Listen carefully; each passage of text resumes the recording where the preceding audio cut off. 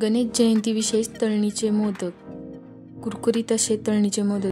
त्यासाठी एका पातेल्यात 2 चमचे तूप टाकून कडक मोहन करून घेतले आहे व गव्हाच्या पिठात थोडे मीठ टाकून तुपाचे मोहन टाकले आहे व व्यवस्थित चमच्याने मिक्स करून घेतले आहे.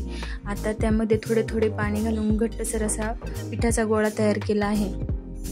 आता खोबरे किसणीने खोबरे असे चिरून घेतले आहे. चिरून घेतल्यानंतर ते मिक्सरच्या भांड्यात टाकून व्यवस्थित बारीक करून घेतले आहे. कढईमध्ये काजू बदाम थोडे परतून घेतले आहे. त्यामध्ये थोडी खसखस, 1 चमचा रवा टाकून त्यामध्ये खोबरे बारीक केलेले टाकले आहे व गूळ, वेलची पावडर टाकली आहे. मिश्रण आता काढून घेतले आहे. थंड करून घ्यायचे. पिठाचा गोळा मऊसर झाला आहे. छोट्या छोट्या लाट्या बनवून घेतल्या आहे. आता मस्त गोलसर अशा लाटून घेतल्या आहे.